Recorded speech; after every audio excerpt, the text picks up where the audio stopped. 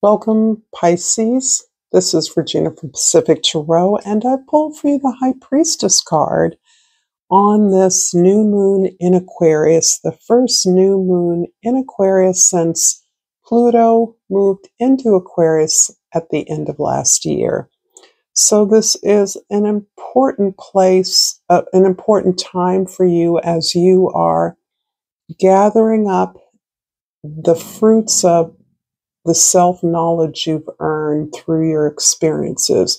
You're reflecting heavily on the trend in experiences, the trend of your development, the way that you've grown, and the way that you are accumulating a sense of wisdom about what is best for you and those involved, so that you recognize that you are maturing into a role that you may have occupied in another life, that an ancestor occupied, that someone who inspires you played. You are understanding the nature of your power is much deeper than the necessary conscious strategies of being in the present moment. This is the ability to see through time and space, and that includes understanding your own motives in the past and what is now inspiring you, what you're now, in a way, being restored to. And in some ways, you have always played the role of peacemaker among friends and associates. You have a skill at managing the emotional experiences of others, but you don't do it by giving advice. If you have in the past, you're understanding that that isn't really your value, that's not your wisdom. Your advice or wisdom isn't understood by everyone. It isn't for everyone. And instead, you're understanding that simply by providing yourself as a listener, a sounding board for others, you support them in finding their own conclusions and solving their own issues. This is a general reading, Pisces. It's not going to resonate for all of you. If you're interested in a personal reading, information for that is in the description box below. And for those of you that are new, welcome. My friends, welcome back. Thank you for all the support that you give me in whatever way you do. So, your social identity, the way others see you now as a 5 of Cups, is one of your ability to release some unpleasant emotions around your experiences. This is part of your healing, failures, disappointments, heartaches that you've experienced. And it's part of your not simply letting go of those experiences by opening up to your responsibility in the failures, the disappointments, in attempting to give your power away in a way that was inappropriate, but also in understanding that you are connecting with a deeper part of yourself by learning the lessons of these disappointments or failures. You're learning what you're not, what you don't want. And in that way, it's opening the door to your potential, to your higher self, this deeper connection to you, which says you are deserving of love, success, abundance. And this is helping you establish deeper connections with others as a result of now feeling whole within, not depending on others for a sense of wholeness or appropriateness in a situation, but knowing that your independence, your wholeness is what makes you a better partner with those who share your goals. And this is important because you are recognizing that what others can't give you, you can give yourself. Joining other people that are whole elevates the nature of the relationship to a different level where work can be accomplished beyond yourselves. In the first house, the 10 of Pentacles is all about that legacy. For many of you, legacy is less of a charitable act as we quite often think of, but it is about giving back in some way. It is about recognizing your privilege, recognizing no matter how humble you may feel, no matter how modest your resources, you're aware that you have a lot based on the efforts of those who came before you. And in fact, you have abundance on those terms, and you understand that you can now help others to gain that same access, that same information or resources that can help them build a sense of abundance in their lives. And that generates more abundance by exponentially creating empowered individuals who recognize that they can build something that can be of service to others. In the fourth house, the house of your foundation, your roots, your family, Three of Swords is echoed again in your home life, as opposed to your professional or community life, where you're getting over a sense of betrayal or disappointment. Here you are really understanding your role in any failure you experience. You're understanding the gaps in your own responsibility or your own response in a situation that was inherently unfair or imbalanced, but you couldn't see the imbalance at the time. And having offered your resources, your love, your affection, your attention so freely is part of the lesson in valuing what you have, as in not giving it away to others, not giving away your power, but actually valuing it and looking for a match with another rather than looking for somebody who needs that fixing, that support, when in fact you need and are deserving of support yourself.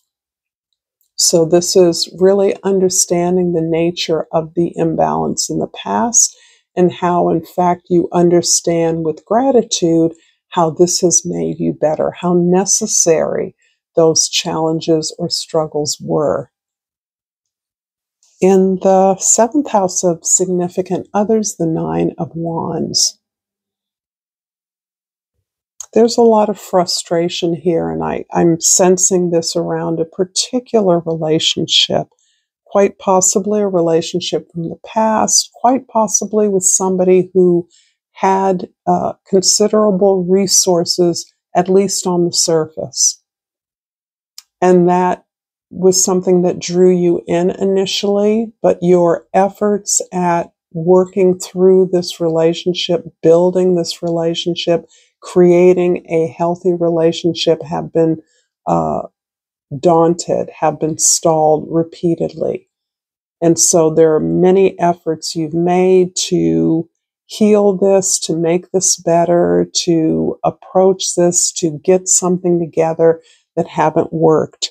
And part of it is, I believe, a devaluing of yourself unconsciously in the past, minimizing what you brought to the table and extolling what the other party had that you felt was so attractive and so necessary for you. Even if that person was offering that to you, you have learned successively that that wasn't what you needed. You didn't need a person that had all of the superficial abundance that would signify a successful experience, but rather, or an achievement, but rather you're understanding that there is no there in terms of self-actualization, self-healing, facing difficult behaviors, being willing to heal unhealthy behaviors. So this is a very specific story I'm getting for a lot of you.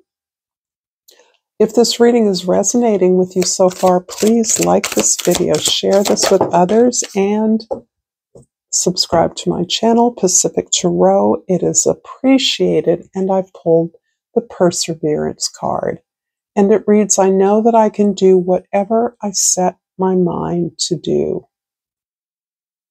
And there's a feeling in this reading that you are being pulled back into something that you have already decided wasn't for you. But there is some familial connection. There's some soul bonding here that you have yet to work through. And you are working on working through it. It's not that you haven't already determined that it needs some help, it needs work. But I do feel that you keep trying to give it a try, a second try, a third, fourth, fifth try at some level, because of the deep soul bonding that you have. I'm going to clarify the 10 of Pentacles with the 6 of Wands and the Ace of Wands. And yes, what this is looking like is this ability to give back, this desire to reinvest in your community, to help others to get to a place of feeling resourceful, feeling that they are part of a team that can achieve something, is very much the energy that is being expressed in your mundane, your everyday life. You are putting your energy into a group of colleagues, collaborators, co-workers, family members that are building something, and you're truly committed to the group effort. And even with that commitment, you're still finding individual success. You're still being recognized as an individual with unique gifts. In the 4th house, the 4 of Swords is clarified by the Fool and the Queen of Wands. Yeah. Interesting. You are really feeling confident in what it is you're learning about your own emotional needs. You thought you were very clear and very determined and very matter of fact about what you want and what would be a match for you. But now it's sort of like from the inside out. You're feeling authentic, real, determined, magnetic, passionate about what it is you want, and you're allowing that to attract the appropriate collaborators and colleagues toward you. So it is your passion for your gift that is really working for you and actually is manifesting an entirely new path that others may see as risky. You see it as the natural evolution of what you're trying to do. It isn't a risk for you. This is you're compelled to do what you're doing. You're not doing this because you think this is going to be the route that's going to make you rich and famous. You're doing this because you can't help yourself. And that is the sign of a gift. A gift is difficult to squelch. And you've lived in your gift for most of your life. You've had an awareness of your gifts. So this is something that has moved you along, and you're now in a place of stepping out into a new venture. And the nine of Wands in the 7th house is clarified by the 2 of Swords and the Queen of Pentacles. I do believe that you see yourself as a supporter of the hard work, the masterful work of others. I do see that you see yourself absolutely as a regal and a powerful collaborator in a relationship, and that your focus is also on stability and security. However, I do feel like you're making a choice regarding a relationship to go or stay. Even if you decided to go a long time ago, you were making the motions that you knew were resonant with your intuition to move off in your own direction, on your own adventure, to take the fool's journey. But you're also concerned about the impact that this decision is having on others, particularly on a relationship.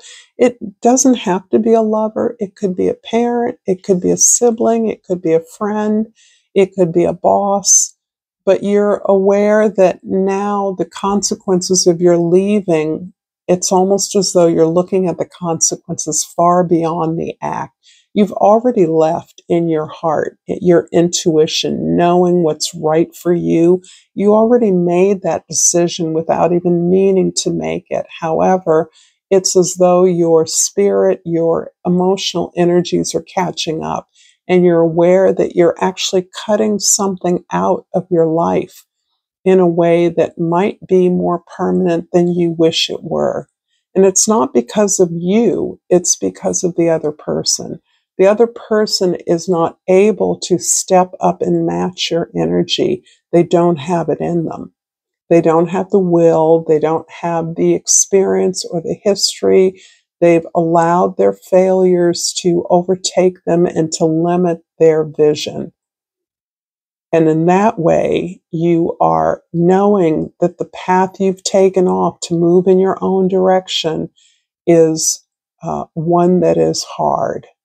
It's very hard. There are a lot of emotions wrapped up in this former relationship or relationships. And so you are moving off in this direction with a sense, a little bit of guilt, a little bit of compassion for those that you can't take with you. In the 10th house, the Five of Cups is clarified by the Four of Swords and the Six of Swords.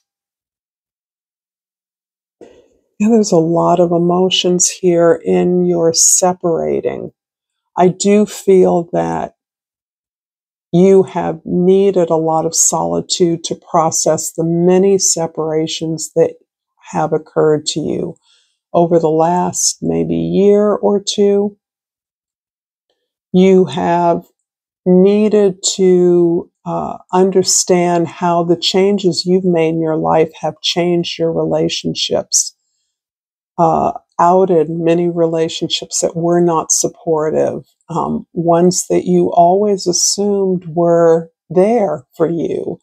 And this has been clarifying because you realize there's a certain invisibility in those relationships that you were tolerating, a certain way in which you couldn't contribute to solving the problem because you weren't really seen, you were not heard. And you understood in moving away from those situations that that was the case. And your hope is to have the influence and the impact that you desire in the world, particularly on your world, on your environment, on your community, the big project that is significant to your life's efforts. This solitude has given you nothing but gratitude for the talents you have. You've become aware, it has been clarified for you that this talent is the through line between all these experiences. They're what you have learned about yourself regarding who you are, what you're not, what you want, what you don't want. I'm going to finish up this reading with a crystal oracle card, and I have flipped the ruby, the beautiful ruby. Shine is the key word. It's time for me to shine. It's time for you to shine, Pisces. This so resonates with the Pisces in me. So thank you so much for this beautiful reading. Until next time, namaste.